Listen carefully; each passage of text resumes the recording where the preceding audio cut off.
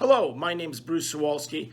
I am author of Canadian Wilderness Survival and the chief instructor of the Boreal Wilderness Institute and outdoor educator in Canada, who for over 25 years have been teaching wilderness survival, wilderness navigation, and most importantly, wildlife awareness. And today I want to talk about bear season and the fact that in the end today, with our changing and warming climate, bear season simply does not end.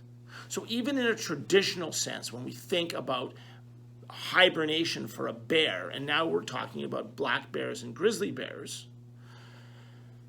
in Canada, those bears are going to start to hibernate maybe mid-November, and by mid-December, the last of the big male grizzlies will have gone into hibernation.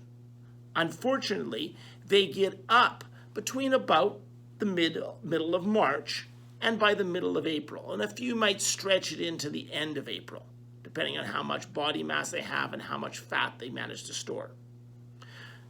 Now, that in itself means that the season we're talking about as bear season and no bears, or when bear season ends, is really, really small.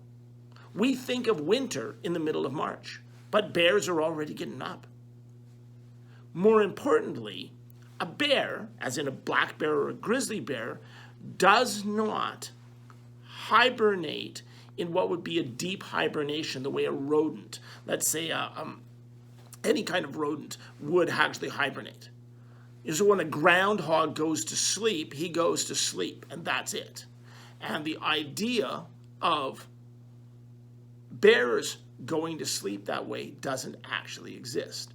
So if it's really warm or we get a really warm spell, they can get up. If they get really hungry, they can get up. And that's the unfortunate part. As we get these warm spells and warm spans, it means it will break up hibernation. Now, what other bears hibernate? Well, the other thing we should consider is that polar bear females will hibernate in winter when they want to have their cubs. So polar bears can hibernate. The bear that we know the least about their physiology and want to hibernate is the Nanook, or the hybrid polar bear grizzly bear. Fortunately, their numbers are still limited, but they're growing. And the unfortunate part of that is, have they taken their mother's habits or their father's habits? And that's going to depend on where they come from, who trained them, and their parentage. So we do have a problem. We don't know much about them. Grizzly bear ranges are changing and growing. Polar bear ranges are changing. So we've got a lot of problems when we think of, oh, there's no more bears.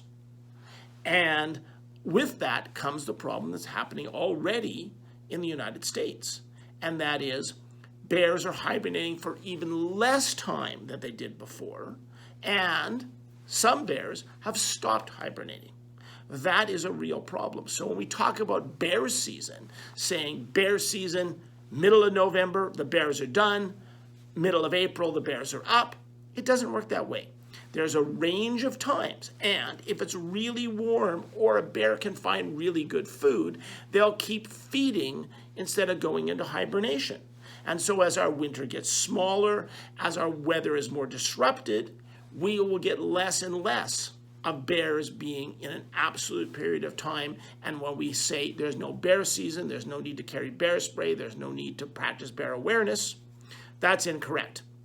As well, a bear can be disturbed. So we get more problems with that. As well as one other factor we should always consider.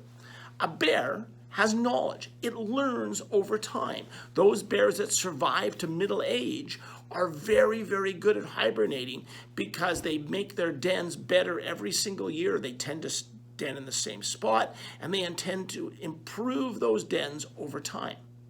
The second problem with that is yearling bears, bears that have been thrown out by their mother, give us the biggest and most problems with bear attacks. The second proviso that goes with that is if the bear didn't feed well and had a bad hibernation, they'll tend to get up earlier and they'll tend to be hungrier and therefore more desperate. So, do we have a bear season? Yes, we do. That's from when the bears get up in the spring to when the bears go to bed in the fall. That period of time is smaller and a lot more variable and covers a lot more period than I think everyone thinks. So, does bear season end? No, not really. Can you relax your bear awareness for a few months in winter? Well, if it's 20 below, yes, you can. But if it's 5 above and it's February, you have a very good chance that you might accidentally run across a bear, and therefore bear awareness is still functional.